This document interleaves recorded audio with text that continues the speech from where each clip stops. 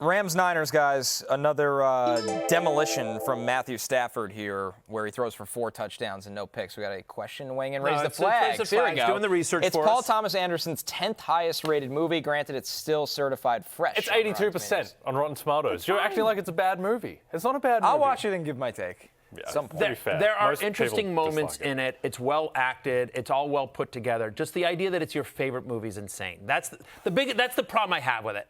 It's a ridiculous take. You don't get to choose my favorite movie. I know I don't get to choose your... I'm the only one who live my life. I understand that. I'm not saying it's the best movie. I think There Will Be Blood is a better movie than Magnolia. So I'm choosing it as my favorite movie. I understand. It's like yesterday, there was this 25-yard run that I really liked from Jonathan Taylor. It was my favorite run of the day. You don't get to choose what my favorite Jonathan Taylor run of the day is. The 83-yarder better.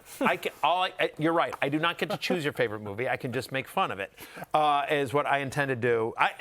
What's your favorite movie? Oh, don't. We do not want to get started onto this whole thing. Tomorrow, it'll be name. continued. You will also hate this one, too. My favorite movie of all time is The Princess Bride. Okay, all right. Let's move on to... The Princess Bride let's talk about Rams Niners. It's a cult classic. Yeah, all right, we got 5 minutes to get through 3 games. So Yeah. Rams Niners here. But I will defend that I will defend that hill.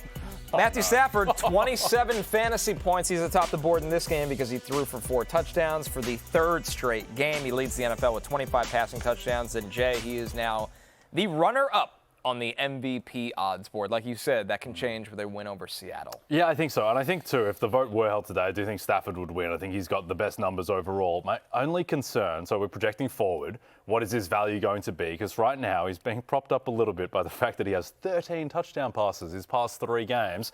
But against the Jags, Saints, and whatever is left of the Niners defense without Nick Bosa, Fred Warner, and Michael Williams, etc. He hasn't played a lot of great defenses, and he's so dependent on these touchdown passes for his fantasy value. He can't, he's not very mobile. He's been phenomenal this year. He would be deserving of the MVP.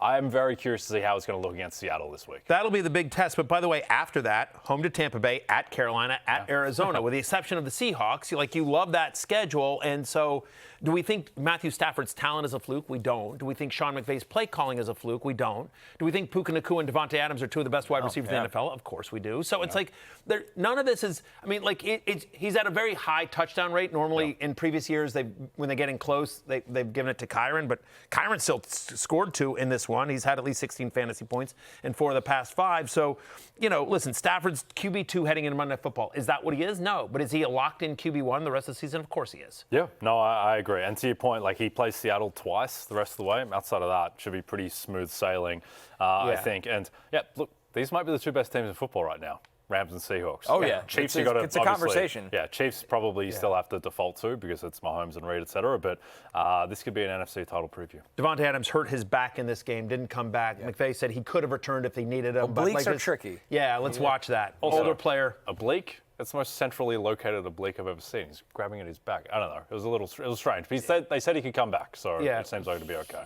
Seems like, but we'll obviously track that. I don't know that there's anything to take away from the San Francisco.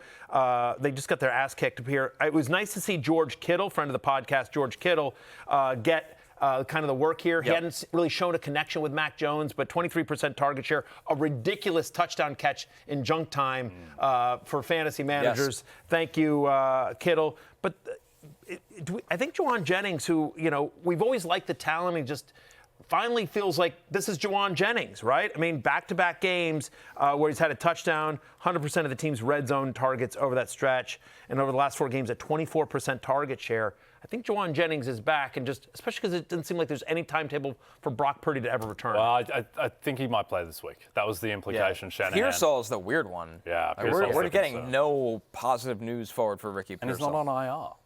Hey, it's Matthew Berry from NBCSports.com and RotoWorld.com, and I want to thank you so much for watching whatever it is you just watched, or if nothing else, being too lazy to click out of the autoplay after this video started, after whatever it is you actually wanted to watch finished.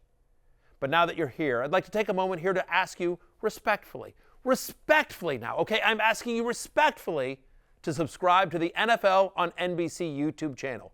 You'll get the latest Roto-World fantasy news headlines, all sorts of great shows, including my own Fantasy Football Happy Hour. So go subscribe now. Again, I'm asking respectfully.